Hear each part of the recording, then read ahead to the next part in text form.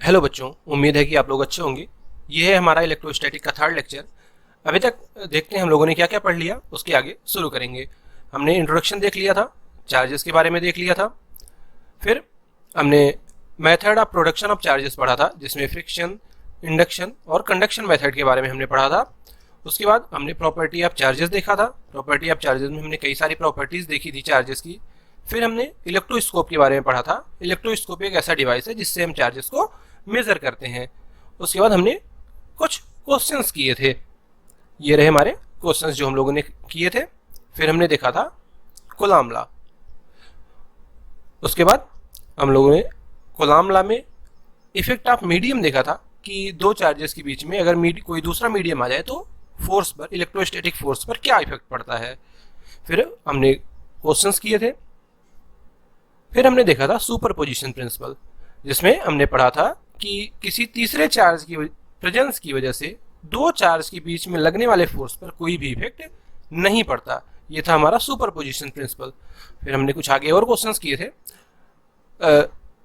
हमने यहां तक कर लिया था, क्वेश्चन नंबर 15 तक। आगे बढ़ते हैं आज के लेक्चर में।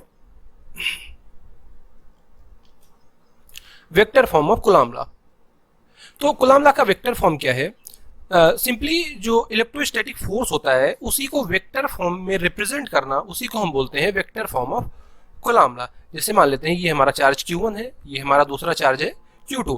अब जैसे अगर हम बात करें Q2 पे लगने वाले फोर्स की, उस पर कौन फोर्स लगेगा? Q1। तो Q1 और Q2 अगर सेम चार्जेस हैं, सॉरी लाइक चार्जेस हैं, दोनों या पॉजिटिव हैं या दोनों निगेटिव हैं, तो इनके बीच में रिपल्सिव फोर्स लगेगा। जैसे अभी हम मान लेते हैं दोनों पॉजिटिव चार्जेस हैं, तो जो Q1 Q2 पर फोर्स लगाएगा वो इधर की डायरेक्शन में लगाएगा, जो F21 से हम रिप्रेजेंट कर रहे हैं। तो इसी फोर्स की को डायरेक्शन के साथ रिप्रेजेंट करना, उसी को हम बोलते हैं vector form of coulomb law. जैसे हम Q1 पर लगने वाले फोर्स की बात करें, Q1 पर कौन फोर्स लगाएगा? Q2। Q2 Q1 पर रिपल्सिव फोर्स लगाएगा, तो उसकी डायरेक्शन इधर होगी, F12 इधर की डायरेक्शन में। इसी फोर्स को वेक्टर फॉर्म में, मतलब इसकी डायरेक्शन के साथ रिप्रेजेंट करना, इसी को हम क्या बोलते हैं? Vector form of coulomb law. अब ये कैसे करते हैं हम? सिंपली इन दो चार्जेस को मिलाने वाली जो लाइन होती है, इसका हम वेक्टर फॉर्म निकालते हैं। जैसे मान लेते हैं जो हमारा Q1 चार्ज है, इसका पोजीशन वेक्टर मान लेते हैं हम R1 है। जो हमारा Q1 चार्ज है, इसका पोजीशन वेक्टर है R1। और जो ये Q2 चार्ज है, इसका पोजीशन वेक्टर है R2। तो यहाँ का इन दोनों के बीच का जो वेक्टर होगा वो क्या होगा? R1 माइनस R2 या R2 माइनस R1, वो डायरेक्शन पर डिपेंड करेगा। तो यहाँ से हम इसका मॉड निकालेंगे तो ये डिस्टेंस हमें पता चल जाएगी। और जो फोर्स की वैल्यू होती है वो होती है Q1 Q2 by R square, या इनके बीच की डिस्टेंस का स्क्वायर। तो इस डिस्टेंस का मॉड निकालेंगे हम, तो हमें ये डिस्टेंस पता चल जाएगी। तो इसका स्क्वायर हमने लिख दिया है, और प्लस यहाँ पे हमने एक वेक्टर ऐड किया है, यूनिट वेक्टर, जो फोर्स की डायरेक्शन को रिप्रेजेंट कर रहा है। आगे हम देखेंगे इन वेक्टर्स को हम कैसे निकालते हैं, या वेक्टर फॉर्म में कैसे देखेंगे। अभी आप समझ लीजिए इस कूलाम्ब लॉ की वेक्टर फॉर्म को किस तरह से रिप्रेजेंट किया जाता है। ये आर वेक्टर, जो आर कैप वेक्टर है यूनिट, ये एक यूनिट वेक्टर है जो फोर्स की डायरेक्शन हमें बता रहा है। ये F12 इधर वाले फोर्स की डायरेक्शन को बता रहा है।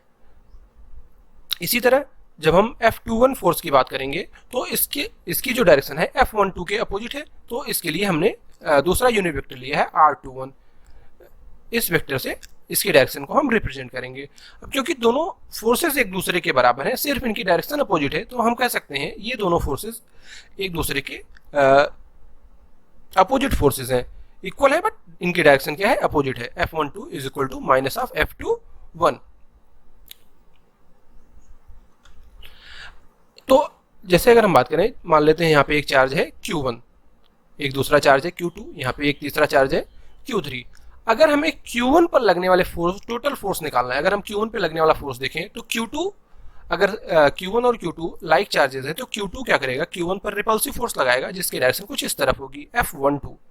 इसी तरह अगर Q1 और Q3 लाइक चार्जेस है, तो जो Q1 पर फोर्स लगाएगा वो इधर की तरफ लगाएगा, रिपल्सिव फोर्स। तो अगर हमें Q1 पर नेट फोर्स निकालना होगा तो हम F13 और F12 का रिजल्टेंट वेक्टर निकालेंगे, जो कुछ इधर की तरफ आएगा, इधर की तरफ, इन दोनों के मिडिल में। इस तरह से हम किसी चार्ज पर लगने वाले नेट फोर्स को फाइंड करते हैं, या कह सकते हैं कि इन दोनों का जो वेक्टर सम होगा F12 और F13 का जो वेक्टर सम होगा वही क्या होगा, Q1 पर लगने वाला नेट फोर्स होगा। आगे बढ़ते हैं। जैसे यहाँ पर देखते हैं वेक्टर फॉर्म में किसी फोर्स को निकालते हैं। ये हमारा क्वेश्चन नंबर 16 है इस चैप्टर का। यहाँ पे हमें दिया गया एक पॉइंट चार्ज है +3 माइक्रोकूलम का, +3 माइक्रोकूलम का एक चार्ज है जो रखा है 5,5,4 पर, मतलब स्पेस में रखा हुआ है कहीं पर। और एक दूसरा पॉइंट चार्ज है -6 माइक्रोकूलम का, वो कहाँ पे रखा हुआ है स्पेस में 3,3,3 पर। यहाँ पे हमें XYZ तीनों कोऑर्डिनेट दिए हुए हैं। तो हमें इनके बीच में लगने वाला फोर्स फाइंड करना है। हमें बताना है कि -6 माइक्रोकूलम पर जो फोर्स लग रहा है, इलेक्ट्रोस्टैटिक फोर्स लग रहा है, वो कितना है, वेक्टर फॉर्म में बताना है। तो यहाँ पे हमने एक रिप्रेजेंटेशन ले ली है। मान लेते हैं ये x एक्सिस है, ये y एक्सिस है, इधर कहीं ऊपर की तरफ z एक्सिस होगी, इधर कहीं ऊपर की तरफ z एक्सिस होगी। ये मान लेते हैं 3 माइक्रोकूलम चार्ज रखा हुआ है, ये -6 माइक्रोकूलम चार्ज रखा हुआ है। अब क्योंकि ये दोनों अनलाइक चार्जेस हैं, तो इनके बीच का जो फोर्स होगा वो अट्रैक्टिव फोर्स होगा। जैसे अगर हम -6 माइक्रोकूलम पर लगने वाले फोर्स की बात करें, तो ये जो 3 माइक्रोकूलम का चार्ज है इसे अपनी तरफ अट्रैक्ट करेगा। तो हमने फोर्स की डायरेक्शन इधर लिखी हुई है, ये फोर्स की डायरेक्शन होगी। अब अगर हम इस पे लगने वाले फोर्स की बात करें वेक्टर फॉर्म में, तो क्या होगा, KQ1Q2/r² प्लस एक यूनिट वेक्टर लगा हुआ है जो इस फोर्स की डायरेक्शन को रिप्रेजेंट करेगा।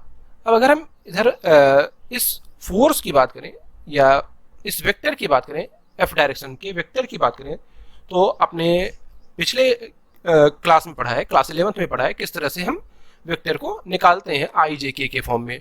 तो इस डायरेक्शन का वेक्टर क्या हो जाएगा, this minus this i cap, 5 - 3 i cap, 5 - 3 j cap, 4 - 3 k cap. जिधर की तरफ हमें वेक्टर की डायरेक्शन निकालनी होती है उसके कोऑर्डिनेट में से हम दूसरे वाले का कोऑर्डिनेट माइनस करते हैं। तो यहाँ से जो r का यूनिट वेक्टर आ जाएगा, यानी फोर्स की डायरेक्शन का जो वेक्टर आएगा वो आ जाएगा 2i + 2j + k कैप।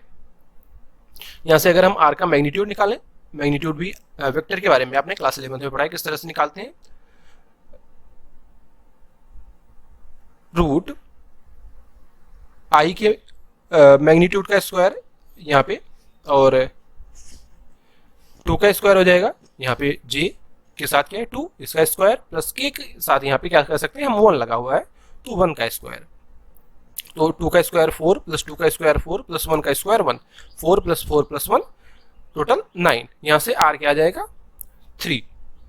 अब अगर हम यहाँ r कैप की बात करें, यूनिट वेक्टर की बात करें, तो वो क्या होता है, vector divided by mod vector. किसी वेक्टर को अगर हम उसके मॉड से डिवाइड कर देते हैं, मैग्नीट्यूड से डिवाइड कर देते हैं, तो वो वेक्टर क्या हो जाता है, यूनिट वेक्टर बन जाता है। तो यहाँ इसका मैग्नीट्यूड क्या था 3, इसलिए हमने इस पूरे r वेक्टर को क्या किया 3 से डिवाइड कर दिया। तो ये क्या बन गया, फोर्स की डायरेक्शन में जिधर फोर्स लग रहा है उधर की तरफ यूनिट वेक्टर बन गया। यहाँ से हमें r कैप मिल गया। अब फोर्स निकालना है तो उसकी वैल्यू क्या है, KQ1Q2/r² into r cap. k की वैल्यू क्या होती है 9 × 10⁹। यहाँ पे Q1 की वैल्यू क्या है 3 माइक्रोकूलम, तो 3 × 10⁻⁻6। Q2 की वैल्यू क्या है -6 माइक्रोकूलम, तो 6 × 10⁻⁻6। और r क्या है, इनके बीच की डिस्टेंस का जो मॉड है, जो डिस्टेंस है वो क्या है 3, तो 3 का स्क्वायर। यहाँ से जिस 6 × 3 क्या हो गया 18, ये 9 यहाँ पे आ गया, और 10⁻⁻, दिस 9 -6 -6 टोटल -12, 9 से 9 कैंसिल हो गया, तो क्या हो जाएगा 18 × 10⁻⁻3, 9 - 12 -3। और ये जो r कैप है, ये जहाँ पे ये हमने वैल्यू निकाली थी वो हमने यहाँ पे पुट कर दी, तो ये वैल्यू क्या आ जाएगी, अगर हम इस 10⁻³ × 18 को लिखें तो ये क्या हो जाएगा 0.018। इसे हम इस तरह से लिख सकते हैं क्योंकि 10⁻³ लगा हुआ है। और ये जो r कैप हमने लिखा था, अगर हम इससे 1/3 कॉमन ले लें तो ये 1/3 2i + 2j + k कैप बन जाएगा। अब 3 6 जा 18, तो इसलिए क्या बन गया 0.006, 2i + 2j + k। अगर हम 0.006 का अंदर मल्टीप्लाई करें तो ये 2 से मल्टीप्लाई की होगी क्या हो जाएगा 0.012i + 0.012j + 0.006 k कैप। तो ये है हमारा vector form of force, vector form force का वेक्टर फॉर्म, जो -6 माइक्रोकूलम पर जो फोर्स लग रहा होगा उसका ये है क्या है, वेक्टर फॉर्म। तो ये हो गया हमारा आंसर। आगे बढ़ते हैं। ये एक इंपॉर्टेंट क्वेश्चन है।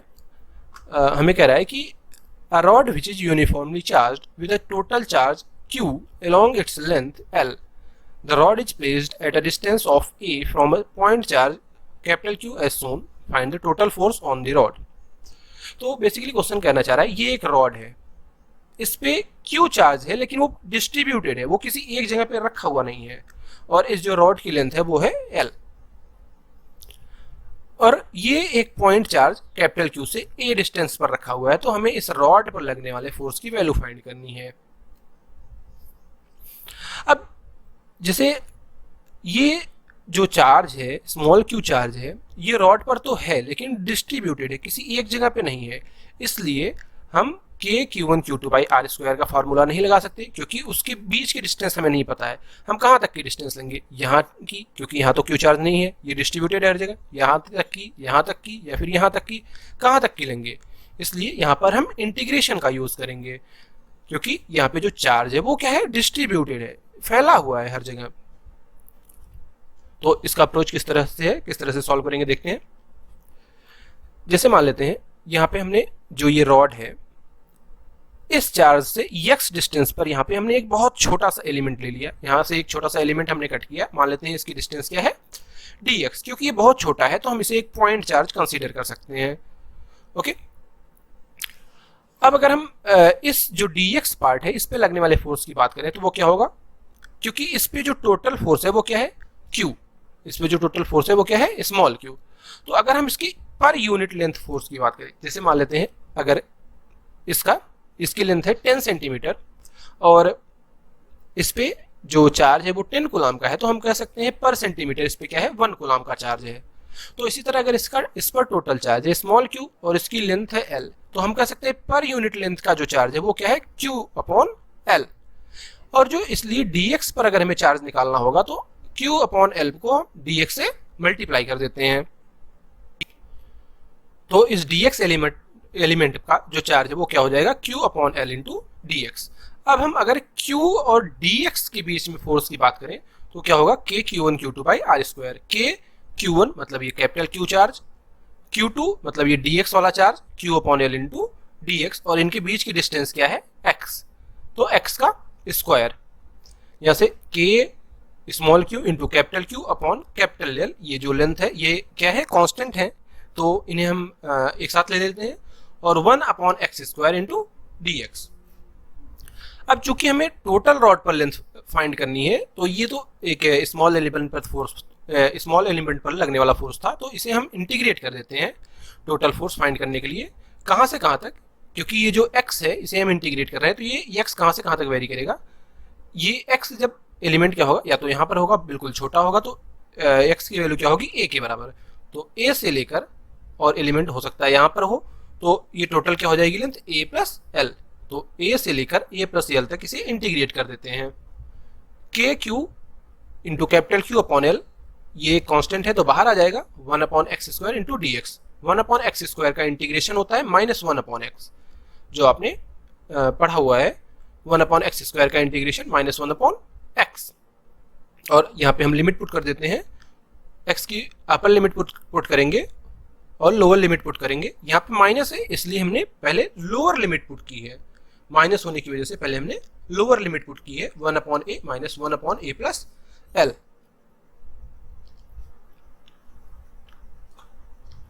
अब हम यहाँ पे अगर एलसीएम लेंगे तो a into A plus L LCM आएगा, और ये a प्लस एल ऊपर जाएगा और a इधर ऊपर चला जाएगा।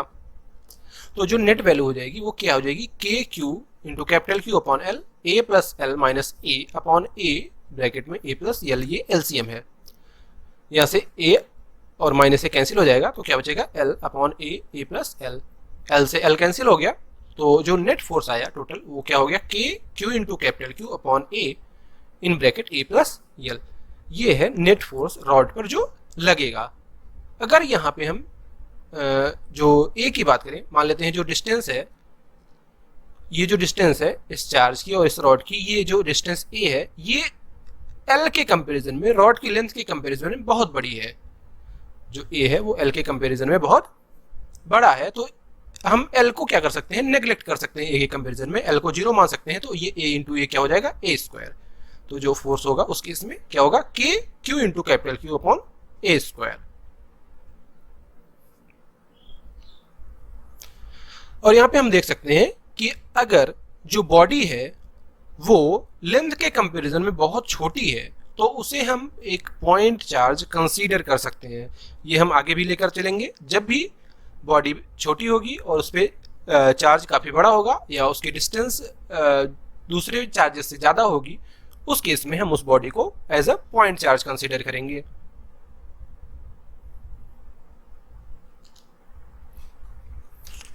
आगे बढ़ते हैं इस चैप्टर में, इक्विलिब्रियम ऑफ टेस्ट चार्ज। इस टॉपिक पर, इक्विलिब्रियम ऑफ टेस्ट चार्जेस पर बोर्ड में और कॉम्पिटिटिव एग्जाम में आपको काफ़ी क्वेश्चंस मिलते हैं, तो इसलिए आप इसे ध्यान से पढ़ें, ध्यान से समझें।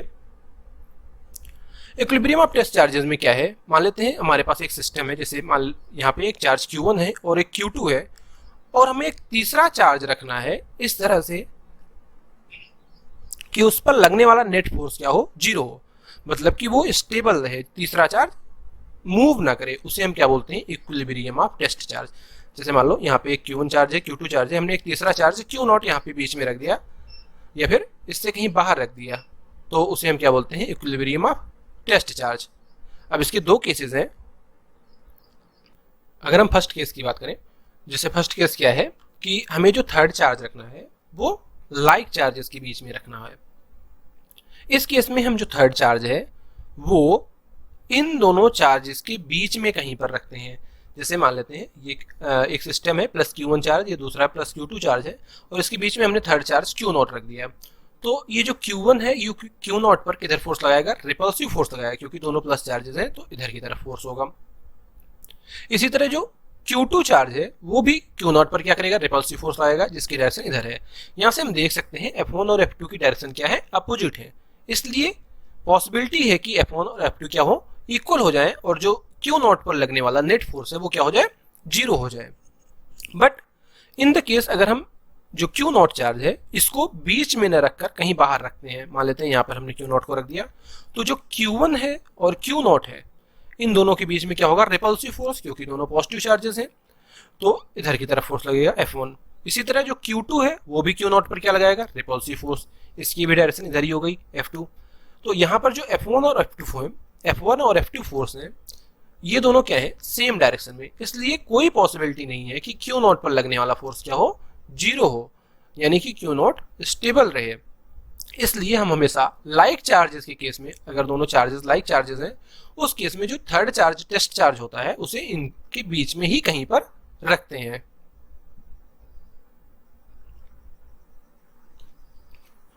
अब हम एक जनरल फार्मूला डिराइव करते हैं कि आखिर थर्ड चार्ज को कहां पर रखा जाए, कितनी डिस्टेंस पर रखा जाए कि वो स्टेबल रहे। मान लेते हैं ये हमारा एक सिस्टम है, चार्ज है Q1, ये दूसरा चार्ज है Q2। यहाँ पर हमने इनके बीच की डिस्टेंस r मान रखी है, और एक थर्ड चार्ज Q0 को हमने यहाँ पर प्लेस कर दिया, थर्ड चार्ज को Q0 को हमने यहाँ पर प्लेस कर दिया, जिसकी Q1 से डिस्टेंस x है, जिसकी Q1 से डिस्टेंस क्या है, x है। इसलिए जो Q2 से डिस्टेंस होगी वो डिस्टेंस क्या होगी, टोटल डिस्टेंस माइनस x, मतलब कि r माइनस x। अब हम अगर Q1 और Q0 के बीच में फोर्स की बात करें तो Q1 Q0 को क्या करेगा, रिपेल करेगा, इधर की तरफ फोर्स लगाएगा F1। तो F1 की जो वैल्यू होगी k Q1 into Q0 upon x square, क्योंकि इसके बीच की डिस्टेंस क्या है, x।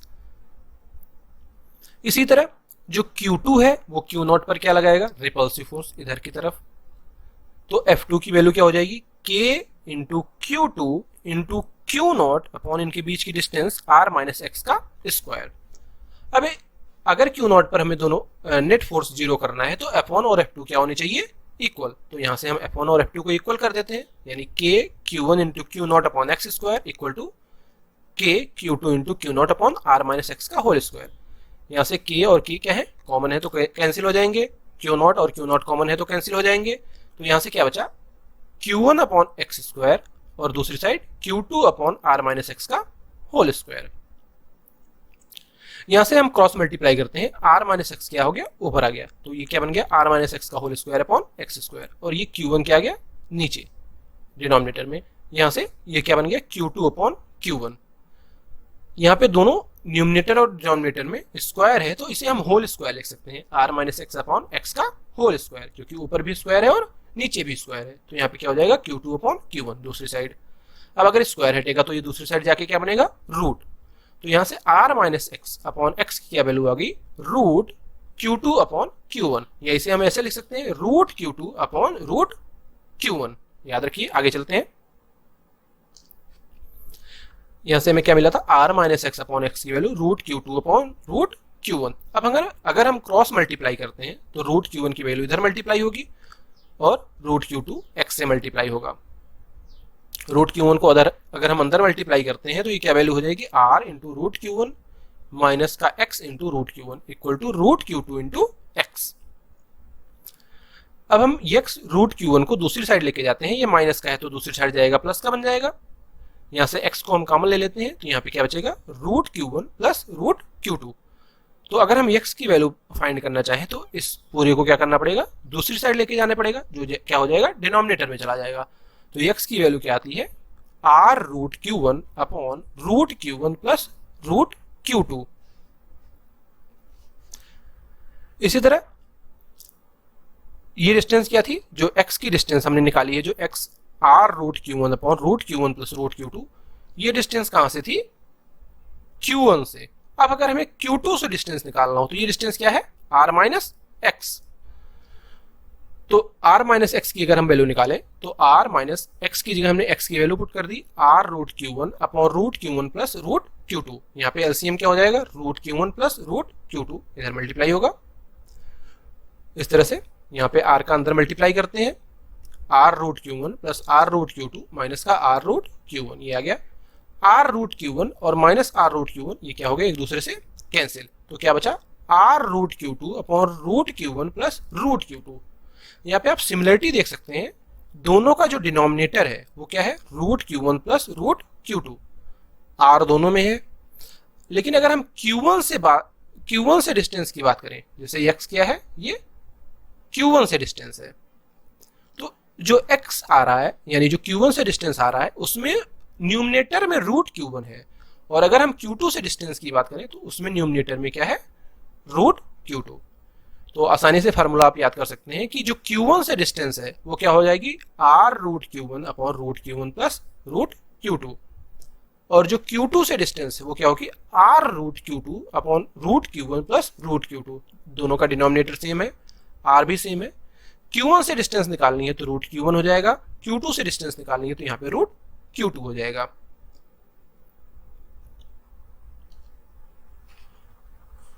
आगे हम एक क्वेश्चन देखते हैं, इस चैप्टर का क्वेश्चन नंबर 18।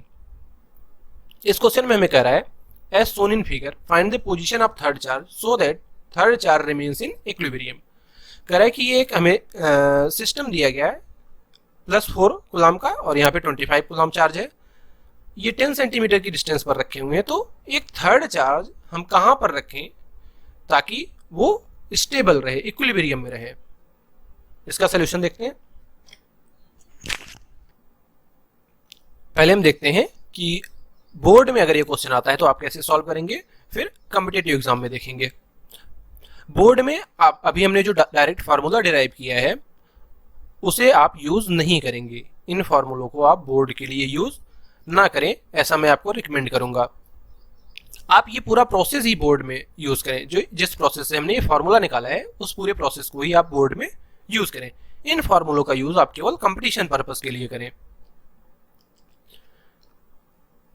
तो यहाँ पे हमने मान लिया Q0 चार्ज हमने +4 कूलम से x डिस्टेंस पर रखा हुआ है, +4 कूलम से हमने Q0 चार्ज x डिस्टेंस पर रखा हुआ है, इसलिए जो 25 कूलम चार्ज है इससे डिस्टेंस कितनी हो जाएगी, 10 माइनस x, क्योंकि टोटल डिस्टेंस क्या है 10 सेंटीमीटर की।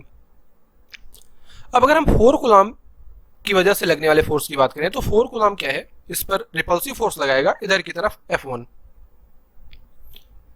इसी तरह 25 कूलम चार्ज Q0 पर फोर्स लगाएगा इधर की तरफ F2। तो जो Q1 की वैल्यू होगी वो क्या होगी, K Q0 इंटू 4 अपॉन इसके बीच की डिस्टेंस x का स्क्वायर, और F2 इसकी वैल्यू क्या होगी k Q not into 25 upon इसके बीच की डिस्टेंस 10 माइनस एक्स का होल स्क्वायर। अब अगर इस चार्ज क्यू नॉट को इक्विलिब्रियम में रखना है तो ये दोनों फोर्सेस क्या होने चाहिए आपस में इक्वल, यानी F1 इक्वल टू F2। यहाँ से k और k क्या होगा, कैंसिल हो जाएगा, क्यू नॉट से क्यू नॉट कैंसिल हो जाएगा, तो ये क्या वैल्यू बनेगी 4 upon x square equal to 25 upon 10 minus x का होल स्क्वायर। आप प्रोसेस को याद कर रहिए जिस तरह से हमने डिराइव किया था फार्मूले को, 10 माइनस एक्स इधर जाएगा और 4 नीचे आ जाएगा, तो ये क्या बनेगा 10 माइनस एक्स का whole square upon x square equal to 25 upon 4। अब ये चूंकि न्यूमरेटर और डिनोमिनेटर दोनों में स्क्वायर है तो यहाँ पे हम होल स्क्वायर लगा सकते हैं, और जब स्क्वायर दूसरी तरफ जाएगा तो क्या बनेगा रूट का, यहाँ से रूट 25 में से 5 बाहर आ जाएगा और रूट 4 में से 2, तो यहाँ से हमें वैल्यू क्या मिल गई 10 minus x upon x equal to 5 upon 2। याद रखिए, आगे बढ़ते हैं। हमें क्या वैल्यू मिली 10 minus x upon x equal to 5 upon 2। Cross multiply करते हैं तो ये क्या हो जाएगा 2 इंटू 10 20, 2 इंटू एक्स 2x और x इंटू 5 5x, 2x उधर जाएगा तो क्या बनेगा 7x, तो यहाँ से x की वैल्यू क्या आ गई 20/7। मतलब 4 कूलम से जो डिस्टेंस है वहां से अगर हम 20/7 सेंटीमीटर पे चार्ज को रखें तो वो क्या होगा स्टेबल, और अगर 25 कूलम से हमें डिस्टेंस निकालनी है तो क्या हो जाएगा 10, क्योंकि ये टोटल डिस्टेंस क्या थी 10 सेंटीमीटर की, 10 माइनस एक्स, तो 10 माइनस 20/7 कितना हो जाएगा 50/7। तो ये तरीका आपको बोर्ड में लगाना है, लेकिन इन द कंपटीशन आपको डायरेक्ट फार्मूले का यूज करना है। अगर हमें Q1 जैसे 4 कूलम चार्ज को हम मान लेते हैं Q1 है और 25 को हम मान लेते हैं Q2 है, तो अगर हमें Q1 यानी 4 कूलम चार्ज से डिस्टेंस निकालनी है तो फार्मूला क्या हो जाएगा R root Q1 upon root Q1 plus root Q2, यानी 10 root 4 upon root 4 plus root 25, root 4 में से 2 बाहर आएगा, रूट 25 में से 5, तो ये क्या हो जाएगा 20/7। देखिए डायरेक्ट निकल गया। इसी तरह अगर हम Q2 से डिस्टेंस की बात करें तो क्या हो जाएगा 10 root 25 upon root 4 plus root 25, तो ये भी क्या आ जाएगा 50/7। यहाँ से भी हम देख सकते हैं डायरेक्ट हमें मिल गया Q1 से डिस्टेंस और Q2 से डिस्टेंस। लेकिन ये डायरेक्ट मेथड आपको कहाँ पे यूज करना है बोर्ड में।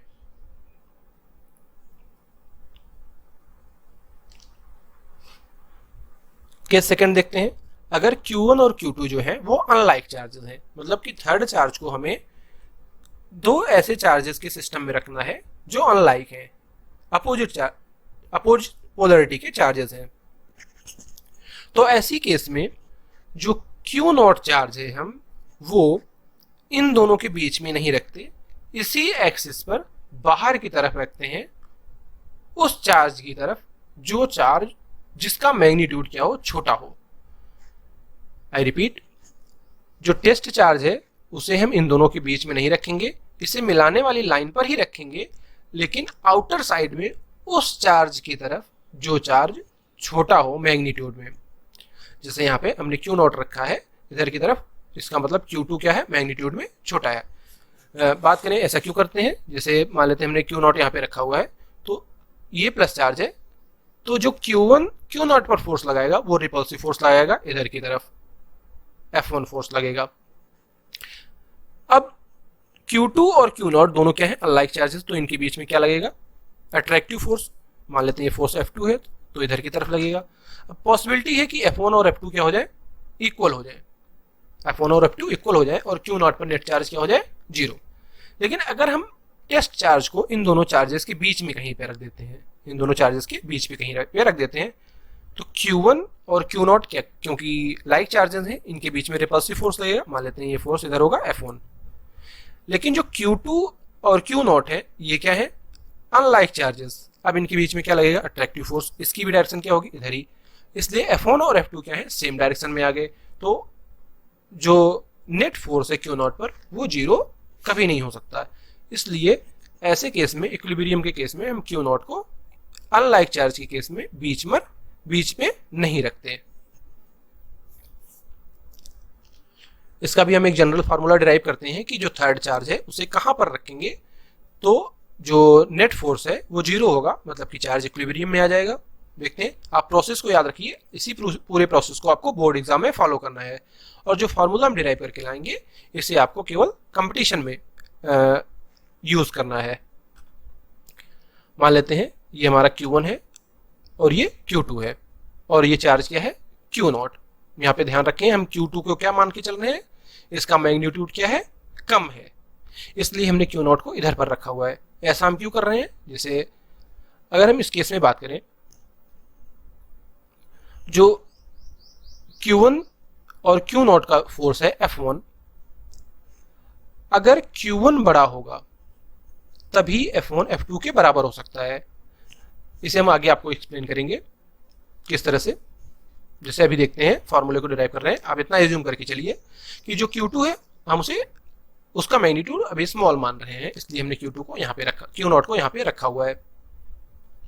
मान लेते हैं Q2 से जो Q0 की डिस्टेंस है ये x है और इनके बीच की डिस्टेंस क्या है r, इसलिए Q1 से जो डिस्टेंस है वो कितनी हो जाएगी r plus x, total r plus x। अब जो ये Q1 है ये Q0 पर रिपल्सिव फोर्स लगाएगा इधर की तरफ, मान लेते हैं ये फोर्स क्या है F1, और Q2 Q0 पर क्या लगाएगा, अट्रैक्टिव फोर्स, इसकी डिस्टेंस मान लेते हैं, इसकी डायरेक्शन क्या मान लेते हैं इधर की तरफ F2। F1 की अगर हम वैल्यू निकालें तो क्या हो जाएगा, k Q1 into Q0 upon r plus x का, ये डिस्टेंस क्या है r प्लस एक्स का होल स्क्वायर। F2 की बात करें तो क्या होगा, k Q2 into Q0 upon इसके बीच की डिस्टेंस x का स्क्वायर। अब अगर इक्विलिब्रियम में रखना है तो हमें F1 और F2 को क्या करना पड़ेगा, इक्वल करना पड़ेगा। तो यहां से अगर हम F1 और F2 को इक्वल करते हैं तो k से k कैंसिल हो जाएगा, Q0 से Q0 कैंसिल होगा, तो ये वैल्यू क्या आ जाएगी, Q1 upon r plus x का whole square equal to Q2 upon x square. यहां से अगर हम क्रॉस मल्टीप्लाई करें एक्स स्क्वायर इधर आ जाएगा और Q1 नीचे आ जाएगा, तो x square upon r plus x का whole square equal to Q2 upon Q1। क्योंकि दोनों न्यूमरेटर और डिनोमिनेटर में स्क्वायर है तो हम टोटल होल का स्क्वायर इसे लिख सकते हैं, और इधर से स्क्वायर हटेगा तो दूसरी तरफ क्या लगेगा, रूट।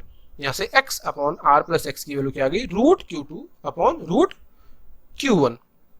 याद रखिए इसे, आगे देखते हैं। यहां से हमें क्या मिला था, x upon r plus x equal to root Q2 upon root Q1। Cross multiply करते हैं, रूट Q1 इधर मल्टीप्लाई होगा और रूट Q2 का r प्लस एक्स से मल्टीप्लाई होगा। इस ब्रैकेट को ओपन करेंगे तो ये वैल्यू आ जाएगी, रूट Q2 का r से भी मल्टीप्लाई हो जाएगा और x से भी। अब x को, इस x रूट Q2 को हम दूसरी साइड लेके जाते हैं, यहाँ पे आ गया x root Q1 minus x root Q2। यहां से x कॉमन ले लेते हैं तो x की वैल्यू क्या आ जाएगी, r रूट Q2 अपॉन ये root Q1 minus root Q2 denominator में आ जाएगा, तो यहां से x की जो वैल्यू आई वो क्या आ गई, root Q2 r root Q2 upon root Q1 minus root Q2।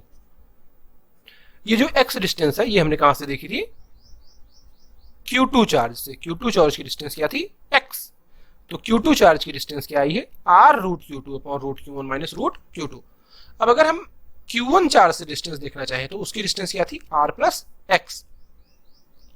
तो यहाँ पे हमने x की वैल्यू रख दी है और इसे सॉल्व करते हैं तो ये जो root Q1 minus root Q2 है ये क्या हो जाएगा, LCM।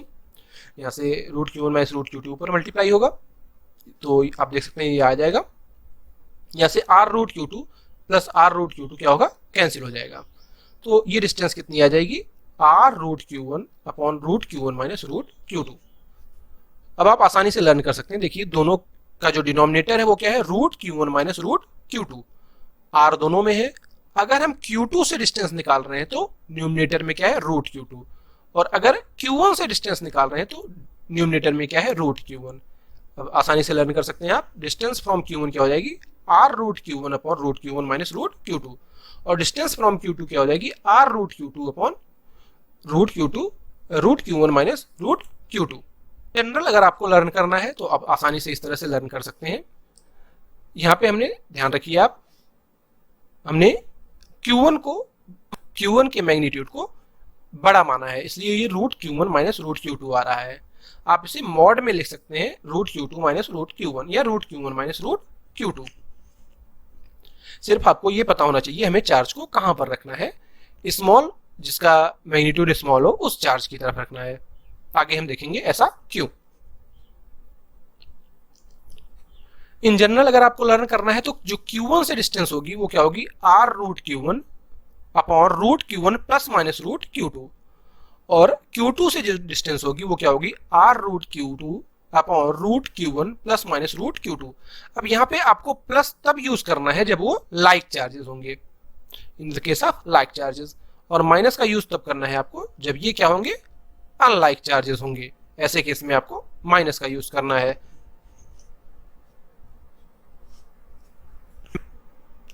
तो मुझे उम्मीद है कि आपको फार्मूला आसानी से याद हो जाएगा, बट आप बोर्ड में इन फार्मूलों का यूज ना करें, इन्हें आप कॉम्पिटिटिव पर्पज में ही या कॉम्पिटिटिव एग्जाम में ही यूज करें। आप पूरे प्रोसीजर को, जिस तरह से हमने इन फार्मूलों को डिराइव किया है, आप उस पूरे प्रोसीजर को ही बोर्ड में फॉलो करें। आगे देखते हैं इससे रिलेटेड क्वेश्चंस। जैसे ये हमारा क्वेश्चन है इस चैप्टर का, क्वेश्चन नंबर 19। इसमें क्या करें कि ये हमें एक फिगर दिया हुआ है, +4 और -16 कूलाम के चार्जेस रखे हुए हैं। आप देख सकते हैं ये अनलाइक चार्जेस है, 8 सेंटीमीटर पर रखे हुए हैं। तो हमें बताना है कि थर्ड चार्ज को हम कहां पे रखें ताकि वो क्या हो, इक्विलिब्रियम में रहे। अब जैसा कि हमने आपको बताया था कि चार्ज को आपको कहां पे रखना है, उस चार्ज की तरफ जिसका मैग्नीट्यूड स्मॉल हो, क्योंकि 4 कूलाम 16 कूलाम से क्या स्मॉल है, मैग्नीट्यूड में हम बात कर रहे हैं, मैग्नीट्यूड में स्मॉल है, इसलिए हमने Q नॉट को क्या 4 कूलाम की तरफ इधर रखा हुआ है, x डिस्टेंस पर कुछ। अब जो ये 4 कूलाम है वो Q नॉट पर क्या लगाएगा, रिपल्सिव फोर्स इधर की तरफ F1 मान लेते हैं। -16 कूलाम क्या लगाएगा F2 पर, अट्रैक्टिव फोर्स, इसलिए F2 हम कुछ इधर की तरफ मान लेते हैं। अगर हम F1 की बात करें, 4 कूलाम की वजह से जो फोर्स लग रहा है वो क्या होगा, K into 4 Q1 into Q2 यानी Q नॉट अपॉन इनके बीच की डिस्टेंस x का स्क्वायर। F2 की बात करें तो जो F2 है वो अट्रैक्टिव फोर्स है 16 कूलाम की वजह से, तो K Q1 यानी 16 कूलाम इंटू Q2 मतलब Q नॉट अपॉन इनके बीच की डिस्टेंस क्या हो जाएगी, ये x plus 8, total 8 plus x का स्क्वायर। अब अगर इक्विलिब्रियम में रखना है तो यहां से F1 और F2 को हमें क्या करना पड़ेगा, बराबर करना पड़ेगा। तो K से K कैंसिल हो जाएगा, Q नॉट से Q नॉट कैंसिल हो जाएगा, तो ये क्या बचेगा 4 upon x square equal to 16 upon 8 plus x का स्क्वायर। यहाँ से अगर हम क्रॉस मल्टीप्लाई करें 8 प्लस एक्स का स्क्वायर ऊपर जाएगा और 4 क्या होगा नीचे हो जाएगा, तो 8 प्लस एक्स का whole square upon x square equal to 16 upon 4, 4 4 जा 16, ये कैंसिल हो गया। और ये न्यूमिनेटर और डिनोमिनेटर दोनों में स्क्वायर है, तो हम टोटल का होल का स्क्वायर लिख सकते हैं। तो यहाँ से 8 प्लस एक्स अपॉन एक्स की वैल्यू, ये रूट स्क्वायर उधर जाएगा तो क्या बन जाएगा रूट 4, रूट 4 की वैल्यू क्या होती है 2, क्रॉस मल्टीप्लाई करते हैं तो 8 प्लस एक्स की वैल्यू क्या आ जाएगी 2x, एक्स उधर जाएगा तो माइनस का x बनेगा, तो यहाँ से x की वैल्यू क्या आ गई 8, यानी 4 कूलम से हमें 8 सेंटीमीटर की डिस्टेंस पर चार्ज को रखना होगा। या हम 16 कूलम की चार्ज की तरफ से बात करें तो यहाँ से हमें टोटल 8 प्लस 8 यानी 16 सेंटीमीटर पर रखना होगा। 4 कूलम से 8 सेंटीमीटर पर और 16 कूलम से 8 प्लस 8 16 सेंटीमीटर पर हमें चार्ज को रखना होगा। और किधर रखना है, जिस चार्ज का मैग्नीट्यूड छोटा है उसकी तरफ। अब बात कर लेते हैं डायरेक्ट मेथड की, जो आप कंपटीशन पर्पस में यूज करेंगे। हमने Q1 से डिस्टेंस की बात की थी, क्योंकि ये अनलाइक चार्जेस है, तो यहाँ पे फार्मूला क्या होगा R root Q1 upon root Q1 minus root Q2। तो हम Q1 मतलब 4 कूलम को Q1 मान रहे हैं, तो ये क्या हो जाएगा 8 रूट 4 और रूट 4 माइनस रूट 16, रूट 4 की वैल्यू 2, रूट 16 की वैल्यू 4, यहाँ से क्या हो जाएगा 16 अपॉन 2 मतलब 8 सेंटीमीटर। आप यहाँ से देख सकते हैं डायरेक्ट हमें मिल गया कि 4 कूलम से हमें कहाँ पे रखना है 8 सेंटीमीटर पे। और इसी तरह हम 16 कूलम से भी निकाल सकते हैं, तो ये क्या हो जाएगा 8 root 16 upon root 4 minus root 16, ये तो क्या हो जाएगा 32 अपॉन 2 मतलब 16 सेंटीमीटर। ये डायरेक्ट हमें मिल गया कि 16 कूलम से हमें 16 सेंटीमीटर की दूरी पर रखना है। और किधर रखना है वो आपको पता है कि जिस चार्ज का मैग्नीट्यूड छोटा है उधर की तरफ। तो आज का लेक्चर यहीं पे समाप्त करते हैं। आप हमारी वेबसाइट पर जाकर क्वेश्चन भी सॉल्व कर सकते हैं, जिसका लिंक आपको डिस्क्रिप्शन बॉक्स में मिल जाएगा। या आपको जीट फाउंडेशन प्लेनेट पर जाना है, आपको अपने गूगल सर्च बॉक्स में टाइप करना है जीट फाउंडेशन प्लेनेट, वहाँ से ये वेबसाइट आपको ओपन मिलेगी। उसके बाद आपको अपनी क्लास पर जाना है। जैसे आप क्लास 12th के स्टूडेंट हैं तो आपको क्लास 12th पे जाना है, वहाँ पे आपको अपना सब्जेक्ट चूज करना है। जैसे आप फिजिक्स पढ़ रहे हैं तो फिजिक्स चूज करना है। उसके बाद आपको उस सब्जेक्ट के सारे चैप्टर्स मिल जाएंगे यहाँ पर। अब आपको जो चैप्टर पढ़ना है, जैसे आपको इलेक्ट्रोस्टैटिक पढ़ना है तो आपको इलेक्ट्रोस्टैटिक पर क्लिक करना है। यहाँ पर इलेक्ट्रोस्टैटिक की नोट्स ओपन हो जाएंगे। यहाँ पे आप इलेक्ट्रोस्टैटिक की नोट्स देख सकते हैं। आप यहाँ पे नोट्स से पढ़ सकते हैं। और अगर आपको हिंदी मीडियम के स्टूडेंट है तो आपको इस पर क्लिक करना है। हिंदी में पढ़ने के लिए क्लिक करें, तो इस पर क्लिक करेंगे तो आप हिंदी मीडियम वाली क्लास पर चले जाएंगे। आपको अगर क्वेश्चन सीट सॉल्व करनी है, क्वेश्चन सीट पर क्लिक करिए।